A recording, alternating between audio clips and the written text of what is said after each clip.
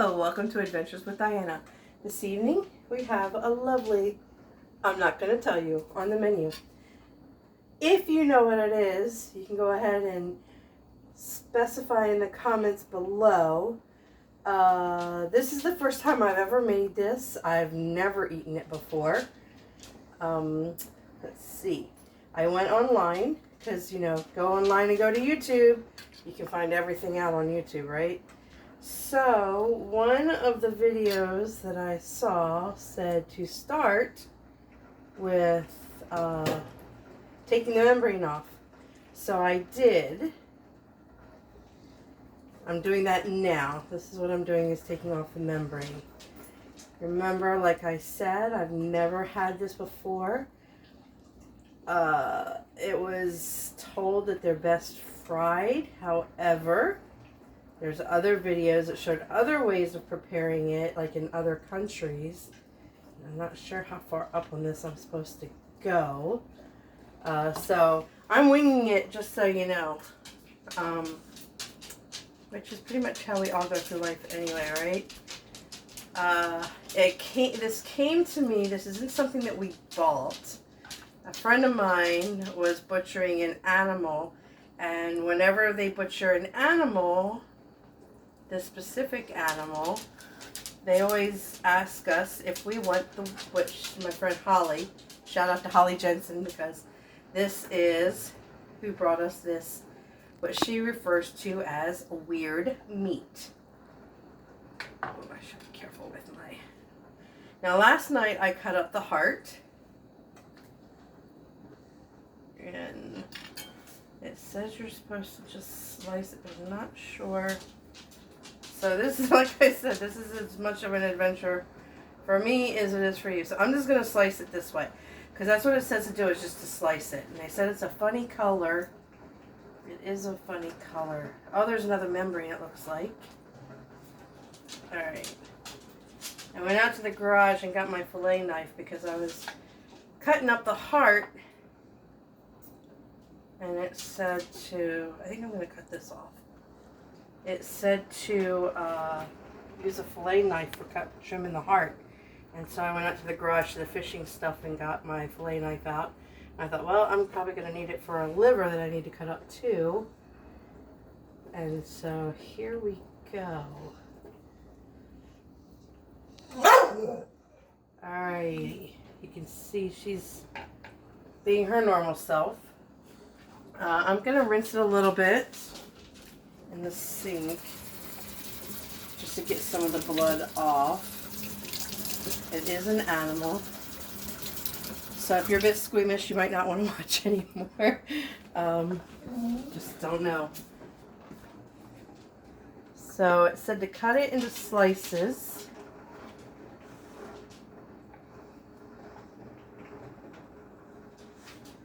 So that is what I'm doing. I'm trying to keep them all about the same. This is a really weird color. Don't you think, camera person? Mm-hmm. Yes, it is. Alright, now I'm just going to cut a little. I'll just leave it like that. Alright. Ooh, that feels slimy. Alright, I'm going to cut this off right here. I'm not sure. I mean, I guess it's all edible if you can chew it, right? Anyone figured out what it is yet?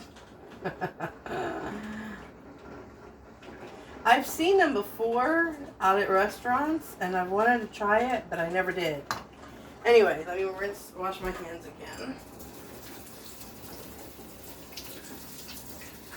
And if you think you've had it, make a comment. See, it is a very strange color. Now, what I'm dipping it in is I just have one egg. I figured this will be enough. And some milk. So I'm just going to scramble this up really quick.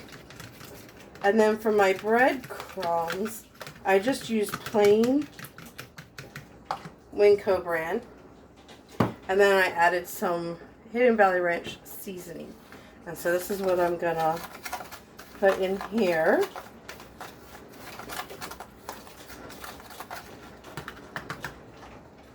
And in my pan, I have some extra virgin olive oil. It's the Costco brand. I just re-put it into this bottle, so that's not the actual brand that's in there. So I guess next thing is, I've had the oil heating up. I don't really fry much because of my hernia. Fried foods don't always do well with me. So we're going to give this a shot. And here we go, folks. 1, 2. Let's see how many we can get in here. Now, if you haven't figured it out yet, I'm still not going to tell you. But as I mentioned, I came across, well, there's other ways to cook it besides breading it that I came across on YouTube. In Vietnam, they get this from lots of different animals and cook it up in a lot of different ways. So I have in my Instant Pot right there, not my Holly 2.0, but my other one, Holly as in Holly Pryor, not Holly Jensen. I hope they don't mind me shouting out to them. Holly Pryor taught me everything I need to know about my Instant Pot, and it was a game changer. One of the unusual weird foods that I get when Jensen's butcher a cow is the cow tongue. And so that's been a huge benefit for me, having the Instant Pot, because I just put it in there and let it go and kind of forget about it. And then it comes out really yummy. And so I got 2 of these parts because this part that I'm cooking up right now comes in 2s. There's a hint. And it is from a cow. Well, it's not a cow, but a bull. That should give it away if you're paying attention. If you didn't get that, then we have to have a talk. Anyway, so here we go. And it was funny because we were talking about this today at church, and it was just kind of funny because there's things you never expect to say, words you never expect to say at church, and what these are is one of those words I never thought I'd actually say at church. But, so here we go. And I watched a video of this guy making them last night, and I can't remember who it was. I'd never seen him before. I kind of was not, I don't know, it was really noisy and loud at their house because they had kids, and his wife was pretty grossed out by it. And of course the kids kept talking. They wouldn't try it.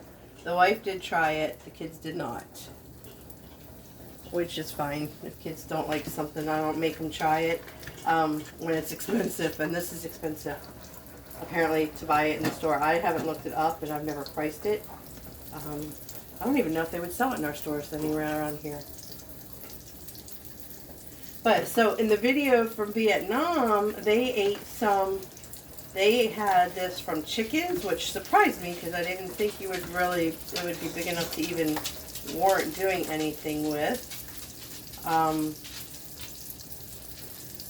But another hint for those that know me, it's also named after a favorite place of mine that I like to go. If that helps. It's not Montana, but you can find them in Montana. That's where we saw them the first time, wasn't it? Was it Montana? I don't know. I don't remember. Alright, so here we go. We're just going to let them sit there and cook for a few minutes, and then I will flip them over. Let me throw this little guy, this little piece in here. And I think while those are cooking, we're going to head over to the Instant Pot and see what is happening in there. So I mentioned that I have my pot that's called Holly 2.0. That's actually an 8-quart. I cooked everything tonight in a 6-quart because I have bone broth in my 8-quart. So let me throw that in there. And we'll let those sit. Now we're going to come over here. And I'm going to open up my Instant Pot here. My cow tongue. That's not a new experience. That's something I knew We grew up eating that when I was a kid. My mom would make it. She would just cook it in salt water on the stove. This is another way that they cooked it in Vietnam. Oh, it kind of bust open. Interesting. But this is the same thing that's frying up in the pan right now. So, and then what they did was they just cut it.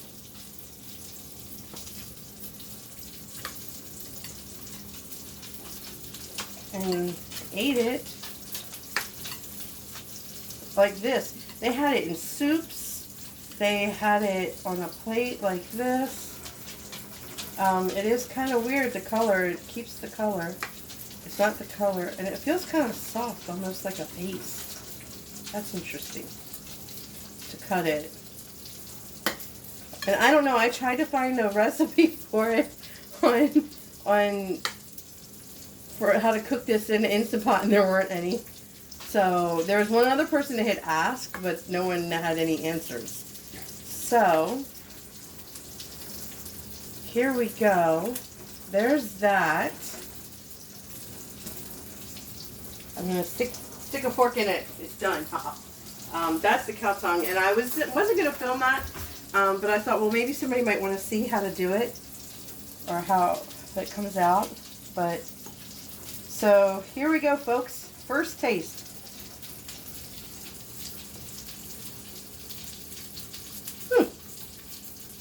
Viejo, are you ready? Nope. No, I'm okay. I'll pass. You eat liver and gizzards and heart, and you won't taste this? It's actually, it kind of tastes like tongue, actually. That's not bad. That's not bad at all, actually. I'm going to set that right there. I'm going to put a little seasoning on it, though. But I'm going to pull the tongue out and then go check the other one that's cooking over there. So this is the cow tongue. And when it came in, I just rinsed it off. And I leave the skin on because it's easier to peel off after you cook it. And so what I do is just peel the skin off like this. It's really easy. And some people think it's really gross. When I first moved out here to Washington State, you know what? Let me check the pans first before we go on any further with that. So I'm gonna, these look like they're ready to be flipped. So I'm just gonna go ahead and flip them. So anyway, when I first moved out here from Maryland, we went to, my friends took me to the taco truck, right? And my first thought was roach coach, because that's kind of what we call them back east. It's just a taco truck. But out here, they're really kept clean. And so I have never gotten sick after eating at a taco truck. And I cannot say that about restaurants. There have been restaurants where I got sick after eating there. Anyway, so I went to the taco truck with my friends, and they're like, what do you want? I'm like, oh, I want a quesadilla, and everything was in Spanish. And they're like, well, let us order you a quesadilla, and we'll order you lengua. I'm like, well, what is that? Oh, we're not going to tell you. And I'm like, oh, okay, that's fine.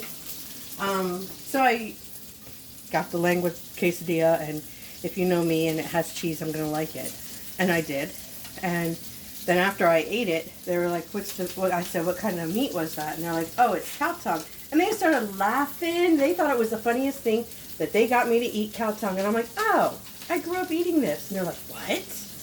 I'm like, yeah. My mom's side of the family is Jewish, and they ate cow tongue. So it wasn't that weird of a thing for me.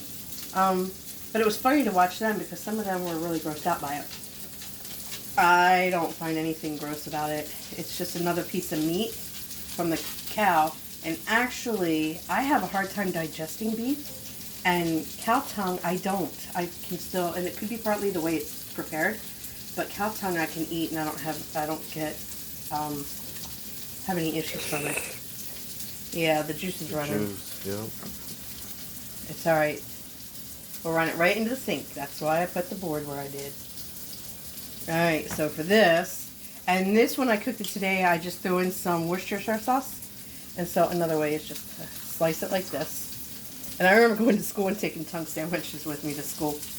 Everybody thought it was weird. Back there, it was much cheaper than it is out here. So it's kind of a special treat when a friend butchers a cow.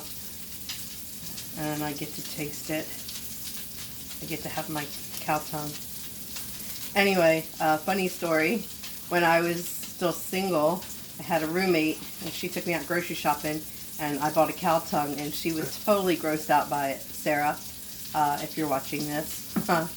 Yes, I still remember. And when she got in the car, I put it on her seat. She was really gross. Anyway, so this is cow tongue. Yes, it's going to drip again, I see. So you can just slice it like this and then eat it. And you see it looks kind of stringy, but it's not really. It just really tastes yummy, in my opinion. And so,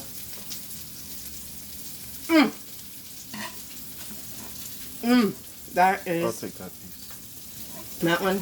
Sure. Okay. It's hot. I got a thumbs up from him. So, there you have it. When Julio and I first started dating, he wouldn't try couscous. He thought it was really weird. But that's no longer the case. He asked what we were going to have with our dinner tonight, and he wanted couscous. This is the brand we usually get. Flavors vary, but... Alright, so I'm looking at these. This one, I think I'm going to flip again. But the others are looking pretty good, based on what I watched last night. I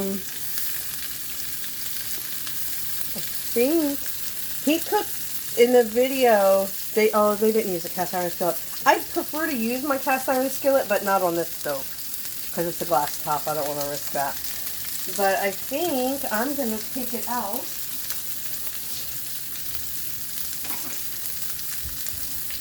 And I'm going to give it a try.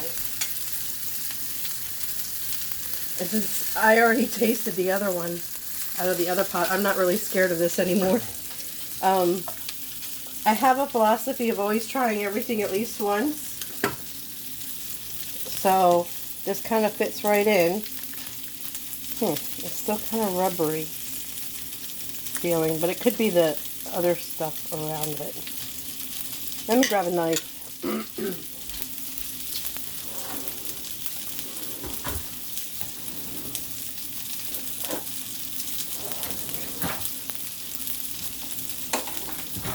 Alright, so I'm going to cut this.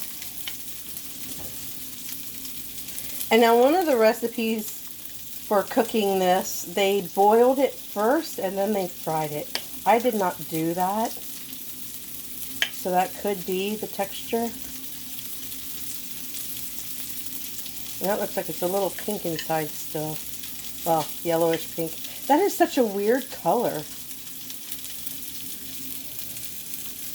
It's funny because, you know, you talk about different things and people are like, wonder what made them think this might taste good. I think in the older days, people used every part of the animal because that was their way of life and that's what they had to do to survive. But I'm going to go ahead and taste this.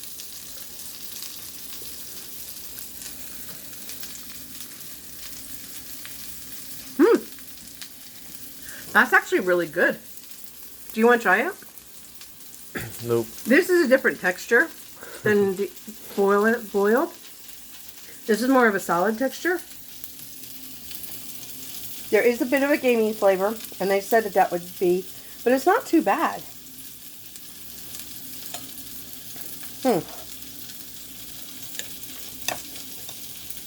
Well, folks, have you figured it out yet what it is that I'm eating?